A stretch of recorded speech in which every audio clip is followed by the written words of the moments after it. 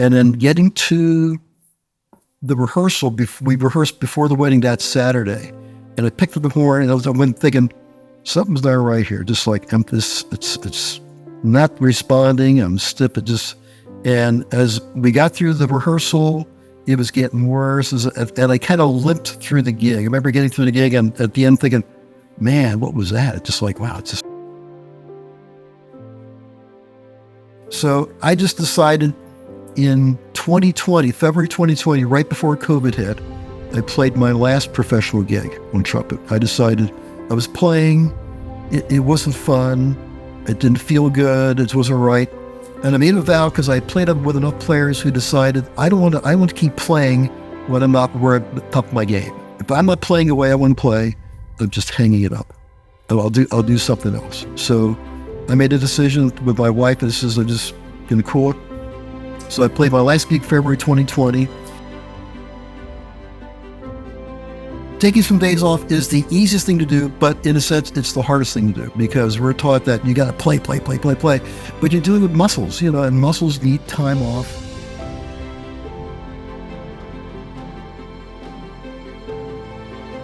It took its toll on me psychologically, mentally. I remember thinking, why, Lord? Why'd you do this to me? I've been your good servant. Why me? I decided I'm going to turn this around and turn this into a positive. I have a lot to give my kids. I spent my life working with poor kids in an inner city school. I'm going to keep doing that.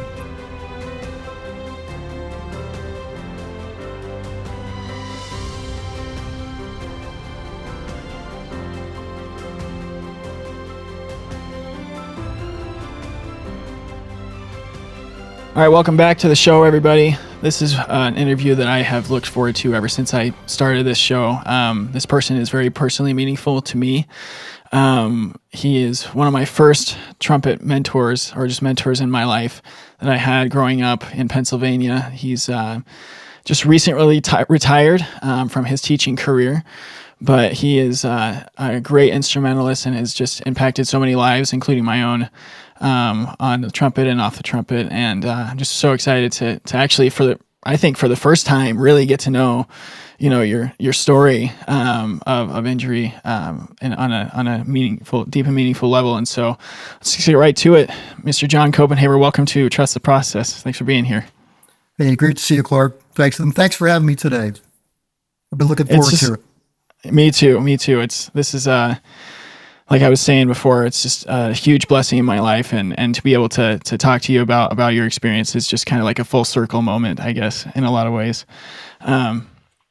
So basically how I start out is I just, get to know your story. And so I know that you have had some various issues, with trumpet, with your chops and everything, over the years. And so kind of when did that start? And then, what exactly happened, and just kind of start from there. But real quick before we start, when I first met Clark, he came to his first lesson. Remember, I worked with his dad at the college, and he says he's transcribing Louis Armstrong solos. So he came as an 8th grader with transcribed Louis Armstrong solos. I'm thinking, what 8th grader does this today? So I was just impressed right off the bat with Clark. He was special. Anyway, my story. So it's just, I'd say I've always, even for play at the top level. I mean, I was I think one of the best players in Central PA, doing every genre that you could think of, from big band to salsa to brass quintets, brass bands. I did a bunch of orchestra work. It just the demands for me. It hit big time, like in mid '90s. I remember it was Saturday Labor Day weekend. I was booked to play wedding. And I just come off summer where the typical summer, did a lot of concert band playing, big band playing, and do a fair amount of practicing. But for this wedding, it required me to dust off, get up my piccolo trumpet, my C trumpet, my D trumpet, and do repertoire. And each horn for me, I used a different mouthpiece. So I did very little playing on either of those horns the whole summer. So I got the horns out the week before, and there was a lot of repertoire involved with that. That demanding repertoire for this wedding. So I get the horns out, and usually I would just gradually get into each horn, get the chop set. I could get through a wedding gig and be okay with that. I remember practicing like 3, 4, 5 days before the gig, working on my literature, and then getting to the rehearsal. We rehearsed before the wedding that Saturday, and I picked up the horn, and I went thinking something's not right here. Just like it's not responding. I'm stiff. And as we got through the rehearsal, it was getting worse, and I kind of limped through the gig. I remember getting through the gig, and at the end thinking, man, what was that? It's just like, wow. It's just so. I remember I took like 4 or 5 days off after it was kind of slow. It was the beginning of school. I did not much playing for it at the beginning of the school year, and that whole year, I would take off for like 4 or 5 days, play and feel pretty good. But as soon as I started hitting the high upper register, it's like the bomb would fall out. And I just spent the whole year like taking days off, play, but try to just look through gigs. I was especially the brass quintet gigs because they were super demanding. I was playing most of the lead parts and just like doing recitals, these concerts. I was just like really, really struggling. Stiff upper register was just not there. Everything was a fight. Just like, and I had this little pain like right here. It wasn't much. It's just like a dull ache. It just didn't feel right. This muscle right here, just not quite right. So as I got through the year, I remember getting into the springtime, and I started bagging gigs, and just trying to dumb down things. And in the meantime, I'm teaching school. I'm a band director. I'm playing with instruments with kids all day long. I'm playing flute, clarinet, saxophone. So I play along with the kids all the time. I play on Molly for my students so they can hear what it should sound like. Absolutely. And then teaching 20 plus private students a week at night, trying to play along with them and try to like take it easy on your chops so I could get through gigs on weekends. It just was getting worse and worse and worse. So finally I talked to one of my adult students who was a doctor. He took lessons from me, and he was also a triathlete. So he says, John, I do triathlons. I'm an expert in injuries. So he talked about what I'm going through. He says, you have some kind of soft tissue injury. The only recourse for you, it needs prolonged rest. You need to take 2 to 3 months off and then do a gradual controlled practicing, getting back to like start at 50% this week and then just gradually ratchet up your practicing regimen to get back into it. And you can't rush it. So, okay, I decided I was going to limp through the year. And when school ended at the beginning of June, I took off the entire summer. I didn't play from all of June, July, August. And then I just got into like just playing little bits of the horn, and it felt pretty good. It was there. And it took almost half a year, 3/4 of a year for me to get back where I could play again where I was. And I felt, okay, pretty good. But I'd lost a gear. If you think of a car with like speed, like I lost my 5th gear. I lost the very top end of me that was where I always had it, like FG and above that all the time. That was gone. But I was still able to get through all the gigs. So I went back to a full playing schedule.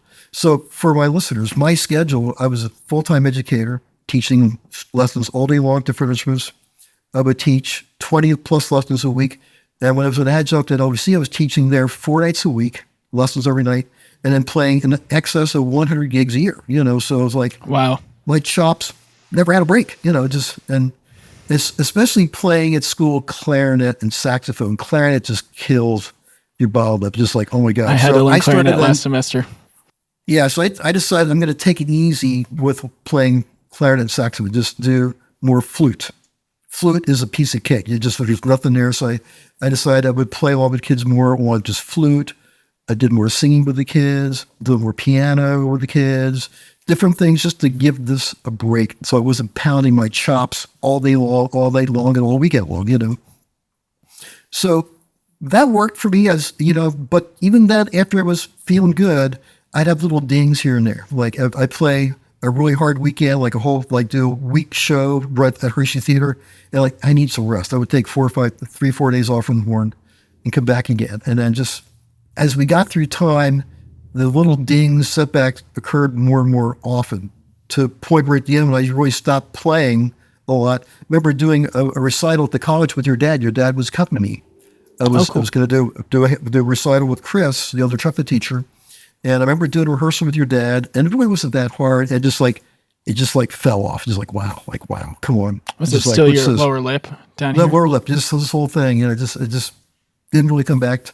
So I just decided in 2020, February 2020, right before COVID hit, I played my last professional gig on trumpet. I decided I was playing. It wasn't fun. It didn't feel good. It wasn't right. And I made a vow because I played up with enough players who decided I want to keep playing when I'm not where I'm at the top of my game. If I'm not playing the way I want to play, I'm just hanging it up.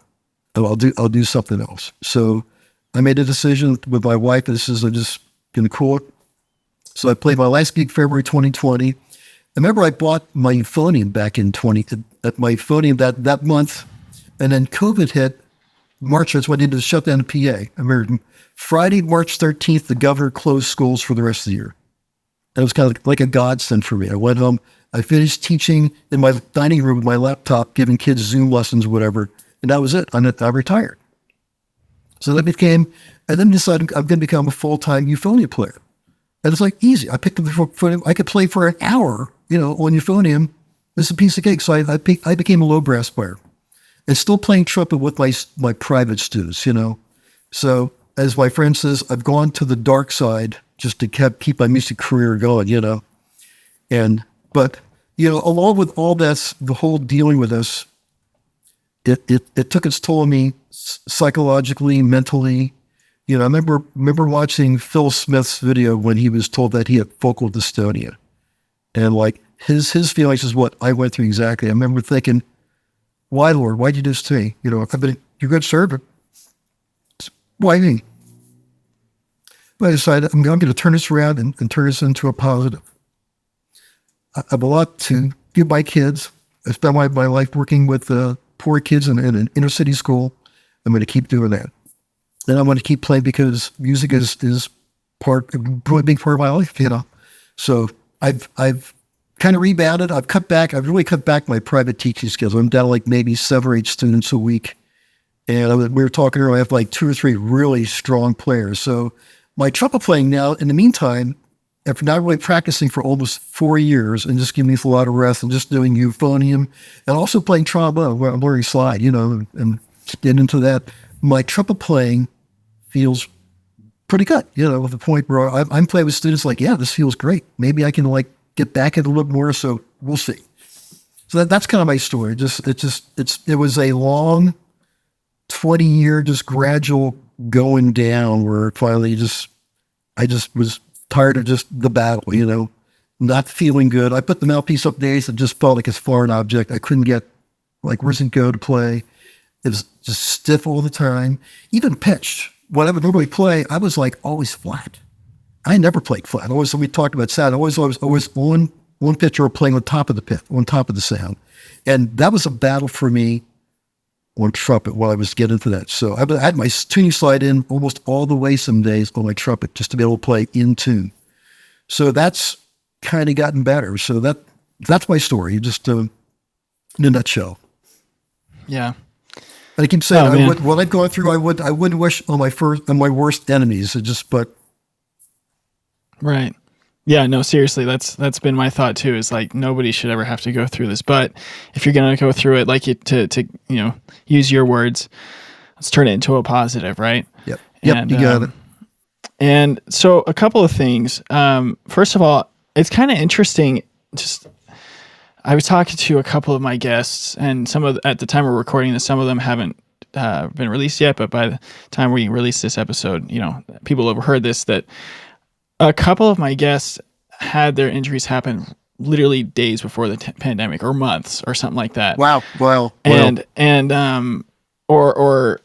So they they stopped playing right when the pandemic hit, or they started taking time off, and so kind of like the world took a break when they needed to take a break, So that's just interesting. It's kind of almost serendipitous that the world was kind of helping you out in that kind of way, just to, I guess, take the pressure off. Maybe, I don't know. Maybe if I'm looking at this the wrong way, but one of my guests, he was a horn player.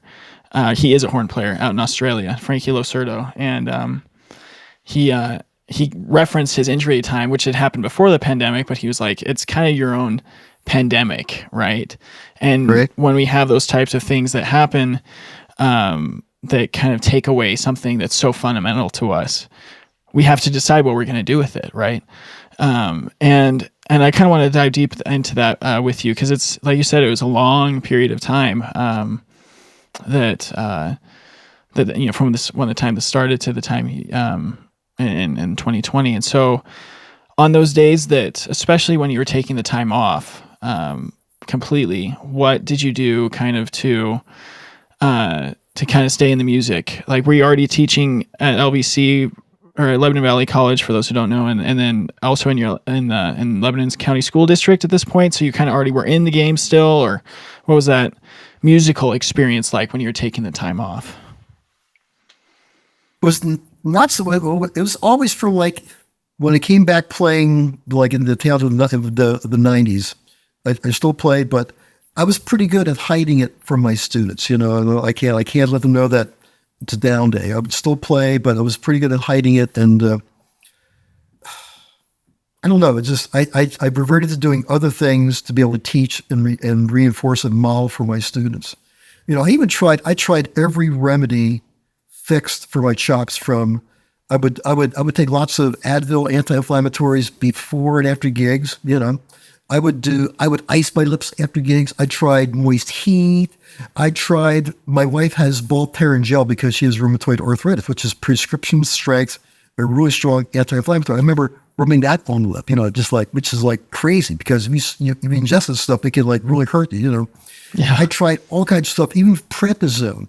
One of the couple of the players in the brass band I played were both doctors. I remember talking with them, and they kind of like got their heads together. Says, "Have you tried taking prednisone?" So I remember they give me prescriptions of prednisone periodically. I'm thinking this would help, and that was just a whole thing. I wouldn't wish anybody taking prednisone, because the side effects are really not good. You know, from you can't sleep, it's just weird things. You're like, I'll tell you what, you have energy to boot, but it's just weird stuff, the side effects of taking prednisone. So, and it's actually not good for your body, not good for your liver. It's really hard on your liver. So I tried all kinds of things and nothing helped other than rest, to put the horn down, and then just, you know, being smart about it, you know, just being smart about it, you know. Oh, So I had to be creative and try to like do different things to like keep doing with my teaching, you know. And even at the college, there were days where I was like, this is not a good day, so I'm just going to like do some different things, and you know, but when I could play for the kids, boom, I was right there, and you know, so I could impress on them. This is the way it has to be. This is what you need to sell and play for the kids. Yeah, you're giving me flashbacks to our lessons together back in high school, where you would tell me to take a day off or two, and this is kind of what I want to go into next. Is like the concept of taking time off when you need it. And I think, Right. I mean, I wasn't dealing with any chop issues back then, if I can remember correctly, but it was kind of like in my case, it was like the rest would help kind of recalibrate your mind when you've been so deep into practicing something that you start Right. getting the paralysis analysis. But I remember just you telling me to take a day or two off, or even a week off. And I remember when you said a week, I was like, there's no way. Like, a week off, I'll never be able to come back. And that's, I feel like a feeling. I mean, for trumpet players, I think what's the saying? Like, you take a day off, only you know. You take it 2 days off, everybody knows, or maybe something else. There's that fear that most musicians have, is that especially with trumpet and brass instruments, that if they take time off, that's the kiss of death, to put it dramatically. But what would be your advice to people who kind of share that, whether they're going through an injury or just because, I mean, we all need rest. We're humans. We need rest. That's just a principle of life. You know what? I tell students, taking some days off is the easiest thing to do, but in a sense, it's the hardest thing to do, because we're taught that you got to play. But you're dealing with muscles, you know, and muscles need time off to recuperate. You know, when I studied with Walter Gear in Reading, Walter was big on, you need to be more deliberate with your practicing. You need to go at things slower. I would take lessons with him. Now, Walter Gear was a genius teacher. He was a student of Ernest Williams, His students were like Dave Stahl. I mean, he Oh yeah. had some great students, and then I remember playing he was always, you need to rest as long as you play. So I would play a line or two, and then he was really good at telling stories. He would just he'd talk and tell stories. Okay, do this again. So his storytelling was his way of making me rest. Oh. Do I rest? Yep. His studio was up above this restaurant in downtown Reading, and it was like a big apartment. So you'd play, and he'd like walk around the apartment, and he'd be talking to tell stories. It's just like That's awesome. But I remember leaving lessons. I always felt better leaving a lesson than when I went into the lesson. He was just a genius. I mean, in fact, I went through an embouchure change with him when I was 18. I'd come out of high school. I thought I was hot stuff. I was like, I was tearing it down. And remember, but I was playing so low, I had almost no top. I was like, So I remember I was playing with Dave Stahl's big band at the time. And I said, Dave, can I take some lessons from you? And Dave says, no. You got to go see Walter. You got to go. They call him the chief. You got to go see the chief. Nice. So I went. He got lined up lessons for me with Walter, and I went once a week for like a year. We did a total change, got the bit belongs, and I had a range of maybe an octave and a half, if that. I could maybe play fourth space E or top line of. But after a while, I was back and playing F's and G's again. But it's what he did with me worked. It just But his big thing was be deliberate, go at it smart. If it's not right, stop and reset and do it till it's right. Don't go back to the old way. Stay with the new way and make yourself do it. And a lot of people have a hard time doing that. And also with rest, I remember reading an article years ago about Adolf Herseth. He was saying at the end of the symphony season, he would take the horn sometimes and put it in the case and put it under his bed and wouldn't play for a long period of time. And then right before the symphony season would start again, he would buzz his mouthpiece on the golf course. And he had the ability to, in a week or so, get back into shape and be able to play like the Brandenburg, But he says the rest really helped him with his playing. Yeah. Yeah, I remember. Yeah, go ahead. This whole thing, rest is so underrated, If you look at weightlifters, and we talk about weightlifters, bodybuilders, they'll do exercise, work exercise, eat body part one day, then I'm going to take off a day or two, and then get back and do it again. You're not hitting the same body part every single day over and over and over. And then these muscles are so small that they need more rest than the bigger muscles in your body. Mm-hmm. That was what my doctor had told me when I first discovered that I had injured my lip, the muscle in my lip. And he said that if that same exact tear had happened in my thigh, I wouldn't even feel it, because that happens when you run. You get micro tears, or when you lift weights, you have these little micro traumas. But because the area of my lip was so concentrated as far as the part that I was using, and the tear was proportionally, I guess, the same size. Or no, I'm sorry, it was bigger, because it was a smaller area than it was, if it had happened on my leg. That's why it was so devastating for me. And so, yeah, the rest is even more important when we're dealing with these smaller muscles. I heard, no, I didn't hear it. It was in, I don't know if you're hip to Dr. Scott Belk's flexibility books, the progressive, lip flexibility or whatever they're called. But in the cover of, and he's just a funny guy, right? I've talked to him a few times, and he's just a fun guy to talk to. But in the inside cover of, might be his second book, he says he gives kind of some tips for playing and practicing, but then he says, if you feel like you can't take a day off, that's the first sign that you're micromanaging your playing, Right, right. And I'd say that's probably even just a life principle too. If you feel like you can't, take a step away from something, then it's probably a good sign that you should, right, for a time. Man, it's just we could talk for so long about this. What do you think are the things that hold people back? Go ahead. Yeah. I know. And there'll be stories about these players who just can play incredible amounts of time, day in, day out, and they're doing it. Why can they do it, and why can't everybody else do that? I remember reading about Lynn Nicholson when he left Maynard's band. He went to Vegas. He was playing in a relief band. He would play 22 days in a row, doing 8, 9, 10 gigs a day from 8 in the morning till midnight. He says, I think he got to where he actually had some nerve damage. But he could still play. Just crazy Just stuff. couldn't feel anything. I just, all these guys who just like the guys in Vegas who play tons of hours, the guys who play the circus. I remember playing Ringling Brothers, Barnum and Bailey Circus was probably the hardest thing I ever did in my life physically, just because you're playing a show that's 2.5 hours long, nonstop with a 15-minute intermission. Just like, oh my God. And the guys who just do this effortlessly, it's like, how are they doing it?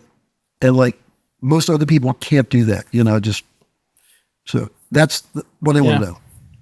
No, and like even our friend ahead. Skip Stein, Skip would play gigs. Skip doesn't practice. He'll pick up the horn, maybe two things. I think Kathy said he'll play like 15, 20 minutes of a couple of days, and then he do these incredibly massive, hard gigs. And like, what? How do you do this? Without practicing, just Yeah, Skip Stein, for those of you who don't know, played lead trumpet with Harry James. And when I found that out, because he's actually the father of my high school choir director, when I found that out, I almost fell over. So we kind of got this cool lineage of trumpet teachers in central Pennsylvania. Yeah. But it's so true. Yeah. I think that was actually one of the harder things for me to accept when I first got injured was it's like, I'm playing just as like, and I had gotten this idea of a practice routine that I had heard at a conference from a well-known trumpet player. I was like, oh, I'm going to do that. 4 hours a day. You're going to do your technique, your etudes, your rep, and then your jazz improv practice or whatever. And so I started doing that. But then obviously, since I didn't realize I had things that were incorrectly set up, that ended up being an adverse effect on me. But I guess that comparison is really kind of the thing that can be the most damaging, right? Is if we allow ourselves to to not give ourselves the honor and the patience to go at our own pace and to really trust that part of our growth, right?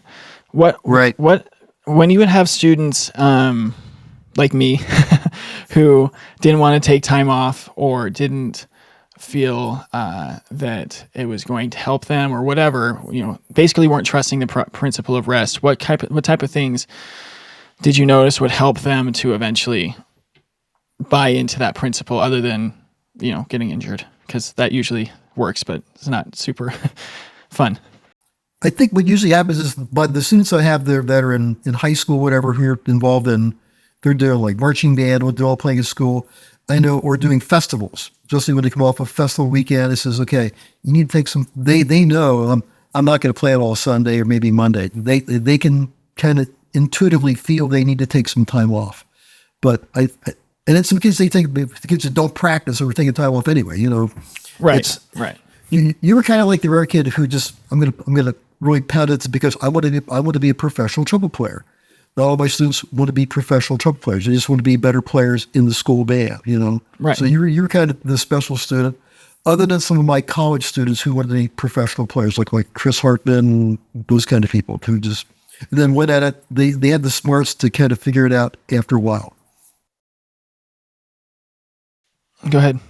I think for a lot of people, I think you eventually you find out what routines work for you, what equipment works for you, and then what you have to do to like maintain that. So, and then part of maintaining that is taking some time off. And so you just taking one day off, is like refreshing. Mm-hmm.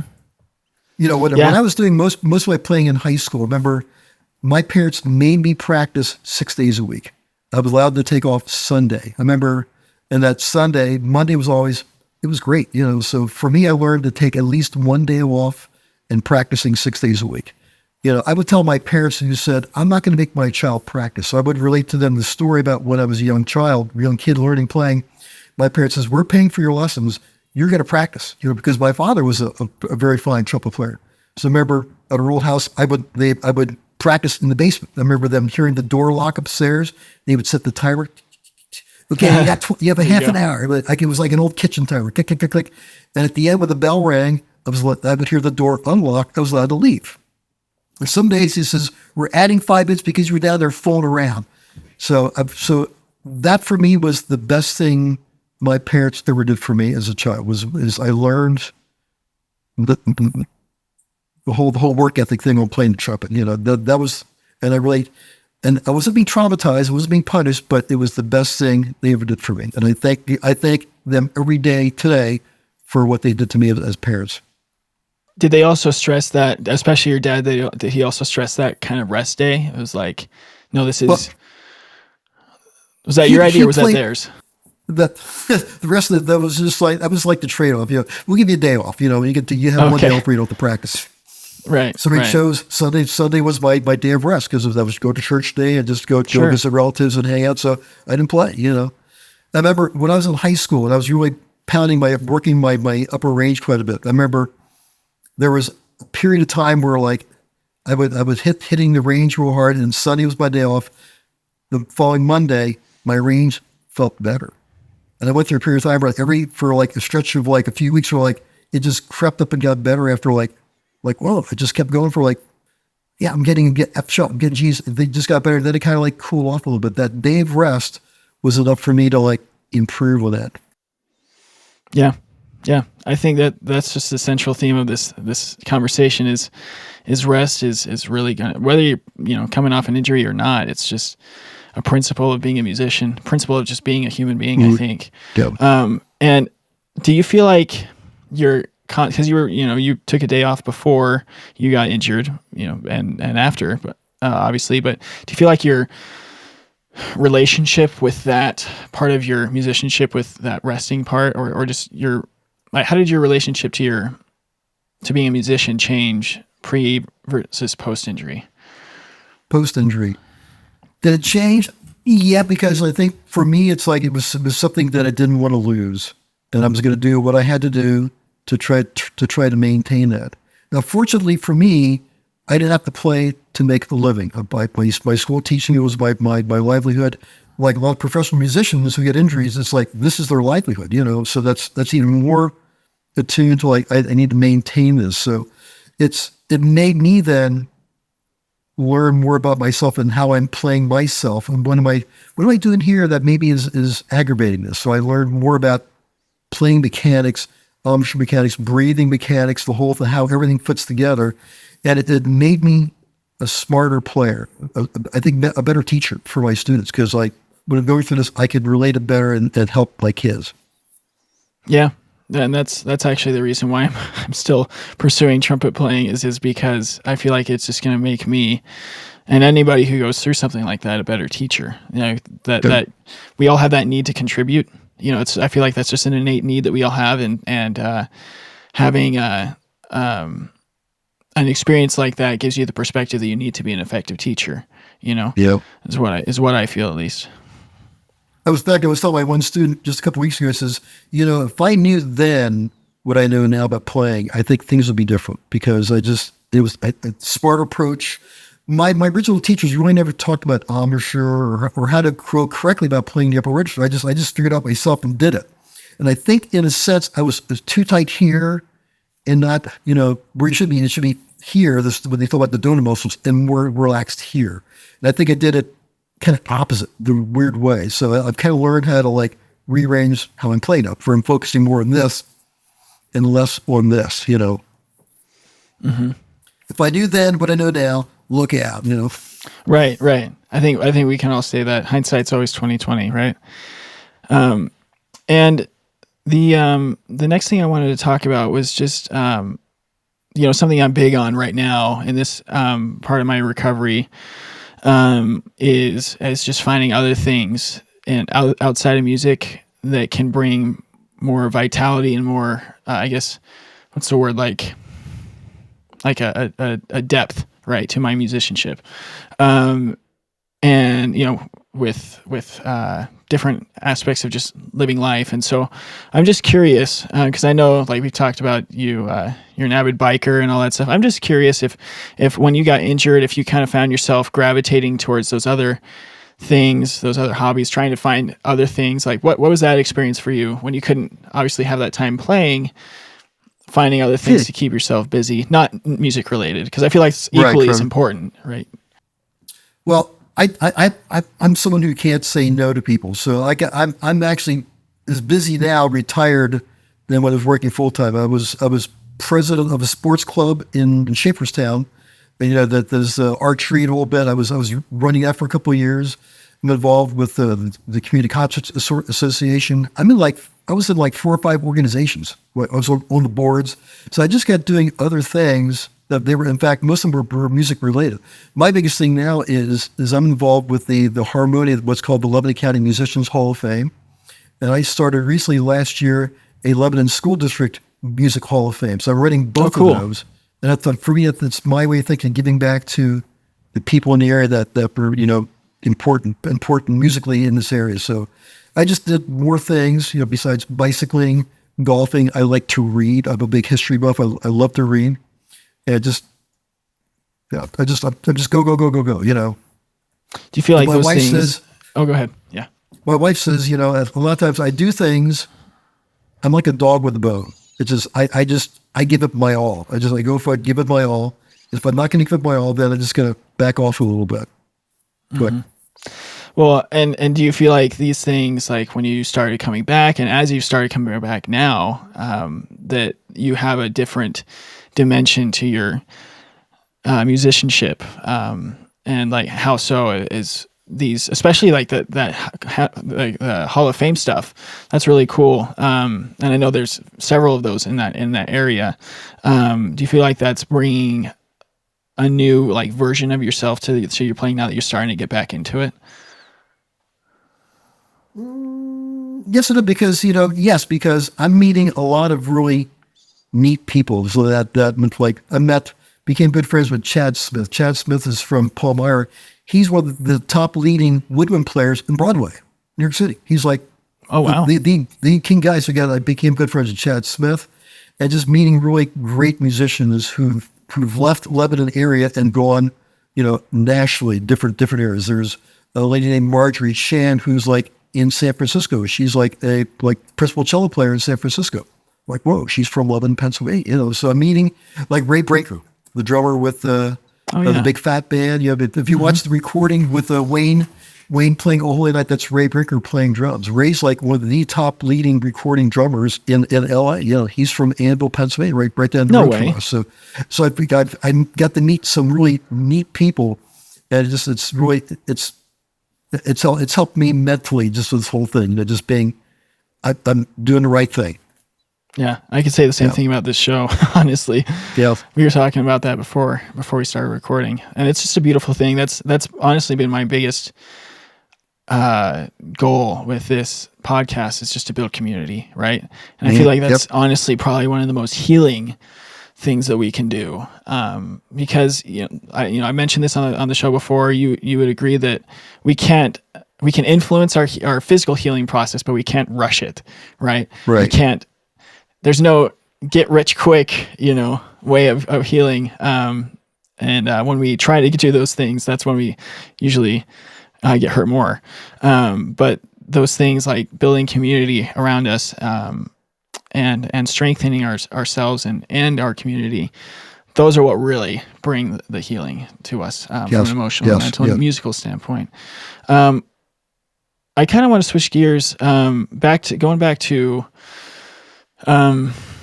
your private teaching. We've been talking about it this whole time, but especially for my listeners who are private teachers and are going through an injury, like they themselves are going through an injury, and they're just trying to navigate this this world of like, how much do I model for my students? Do I even have students? Like all these different questions. And I think that's something that's not, it's a very individual question. I don't think there's really a blanket answer for like, should you teach private lessons or not if you're going through something yourself as a teacher. But what would be kind of like the things that you would say are the most important things to keep in mind if you're teaching privately, but you're still kind of going through a process yourself? So, as a student myself, I took lessons from a lot of different teachers. Most of the teachers, though some of them, didn't play at all. I remember like when I was at college with Dr. Luttermilk, he would not play because I would have my lesson, then he would go to like a Delaware Symphony rehearsal. So he says he would play almost sparingly to like never. I remember when I took lessons with Walter Gear, but the great Walter was like in his 70s, and he's like never played. And he'd pick up the horn and like, it's like this, John. Sometimes it was painful listening to Walter play, but he got his point across. Then there's other players who play a lot with their students. I remember reading about it's really hard to be a good college teacher and not play for your kids. And I think that's true. What I found for my college kids, I had to model for them and play for them to get the point home, so they could hear it, what it should be like. So it's like this happy juggling act, when you play and when don't you play. And then you become very good at like being descriptive. Okay, it's like this, you're just describing things, or you can just do a little singing. It's like, you can sing your roles, but just, it's like the act of, when to play, when not to play. Mm-hmm. And when I was hurt, there were times where I even do things, I would play flute or do things. It's like, which was kind of weird, but, trouble lessons.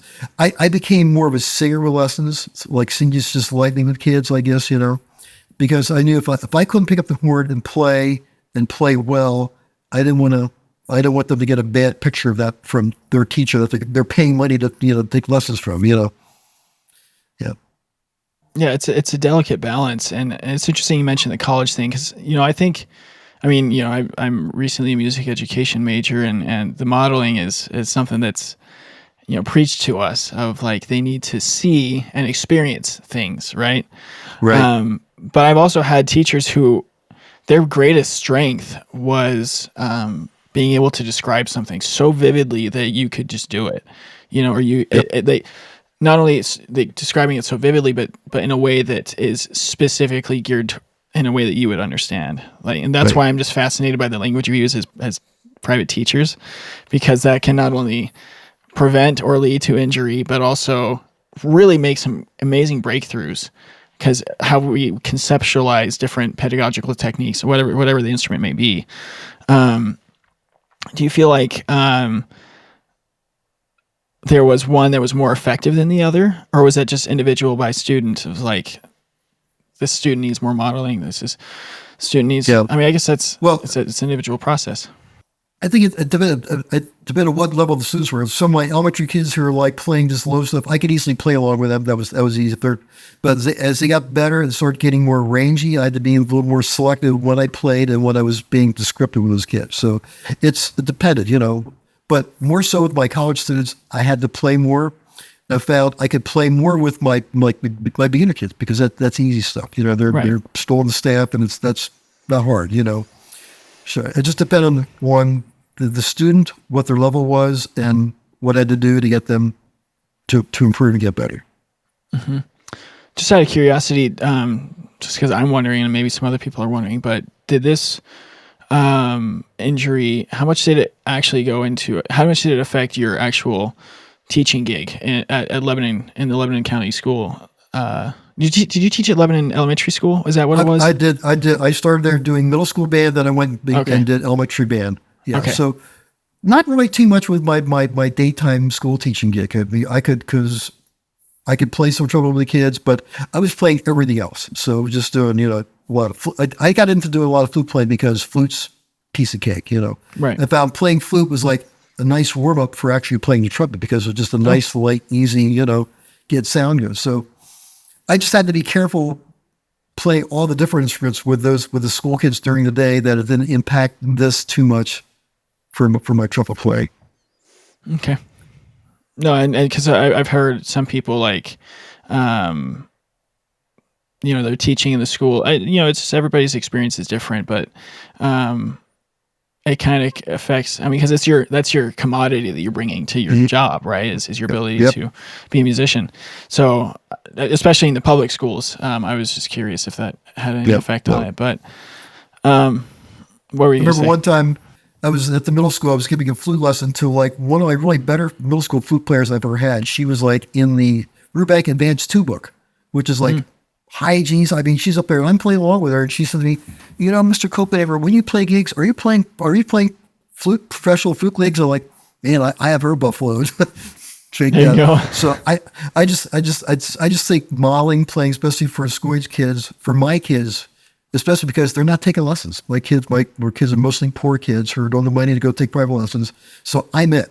So if I'm their sole teacher of what's going to be, they got to hear not just me talking about it, but they need to hear me playing it. This is what it sounds like. This is what you need to try to obtain yourself to. Yeah, definitely.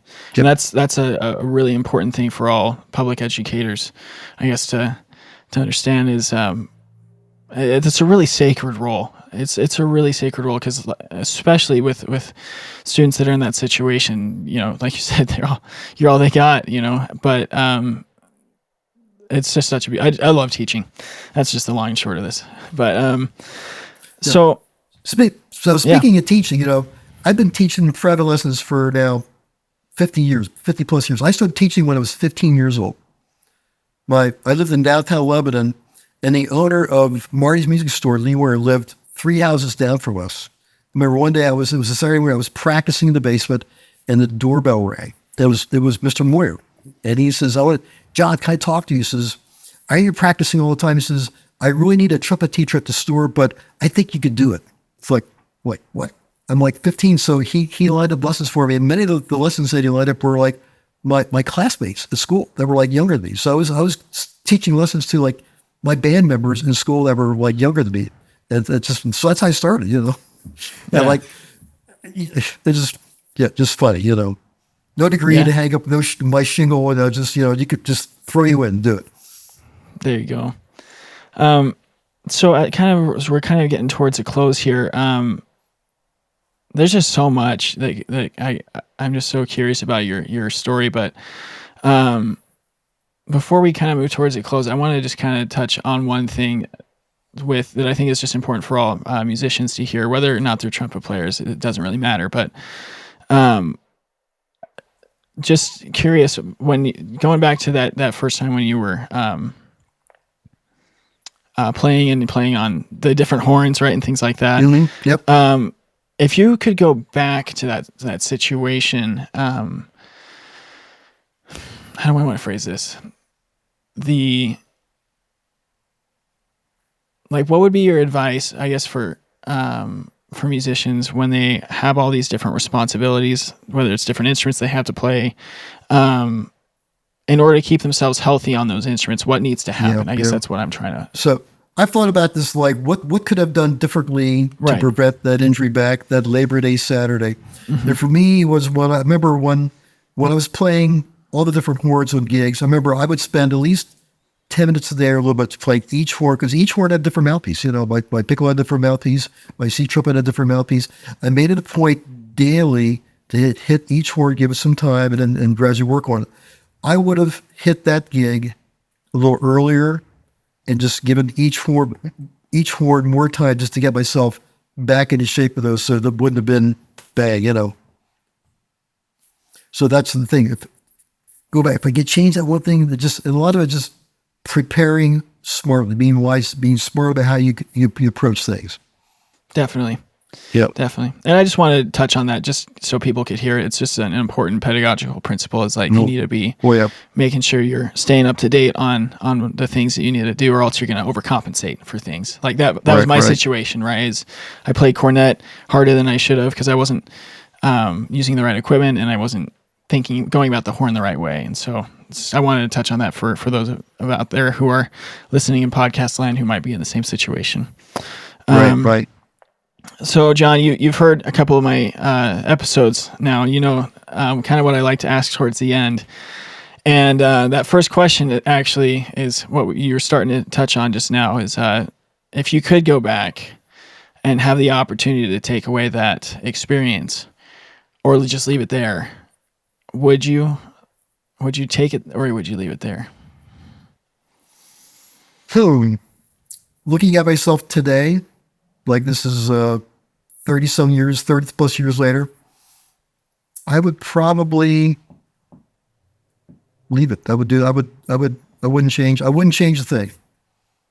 Why is that? Because I've learned so much about myself as a person, inside, mentally and spiritually.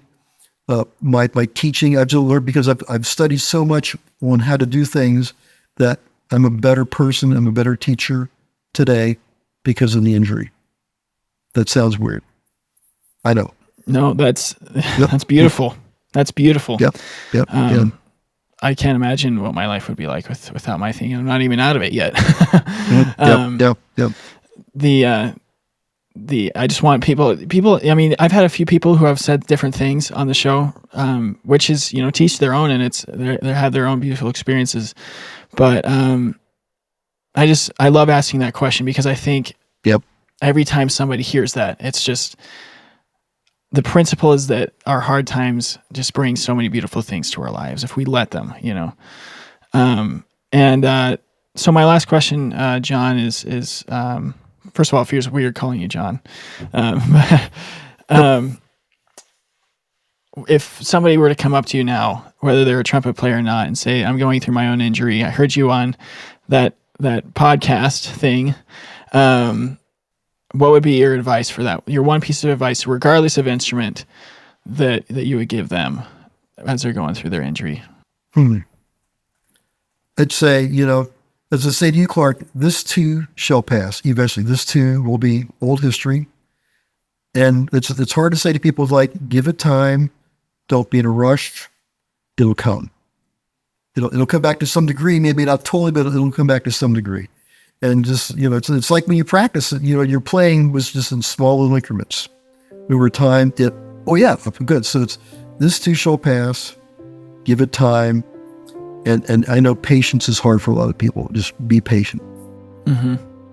It is.